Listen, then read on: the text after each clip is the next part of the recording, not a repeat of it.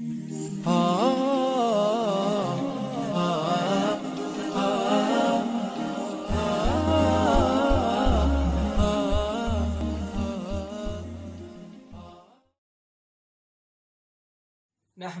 व नुसल्ली व नुसल्लिमु अला रसूलिहिल करीम, अम्मा बाद।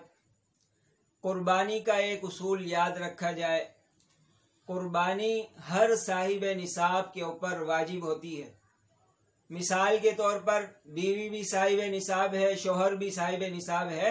बीवी की तरफ से कुर्बानी करना भी वाजिब है, शोहर की तरफ से कुर्बानी करना भी वाजिब है।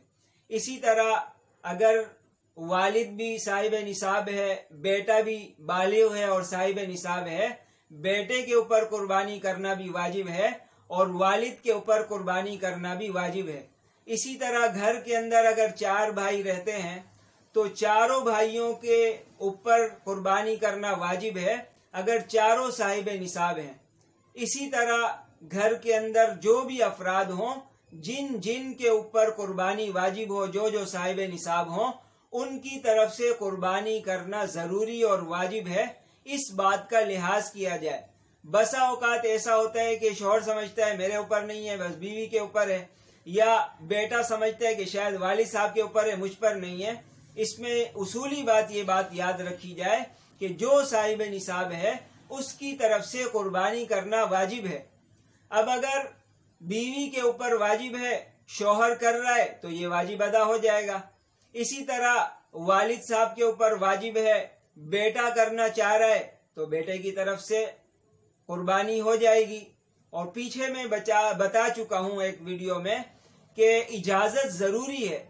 यानी अगर शौहर बीवी की तरफ से कुर्बानी कर रहा है और वो कुर्बानी वाजिब है, ऐसी सूरत में शौहर को बीवी से इजाजत लेनी चाहिए।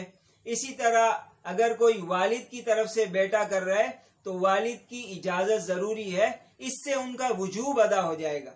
और अगर उनकी इजाजत के बगैर की गई तो उनकी तरफ से कुर्बानी तो हो जाएगी, लेकिन ये नफली कुर्बानी होगी, उनका वजूब अदा नहीं होगा। बल्कि वजूब अदा होने के लिए जरूरी यह है कि वो उनसे इजाजत ले ले। हमारे यहाँ उर्फ के अंदर आमतौर पर यह चल रहा है कि शौहर बीवी की तरफ से कुर्बानी करता है, जिसको इजाजत उर्फी कहा जाता है।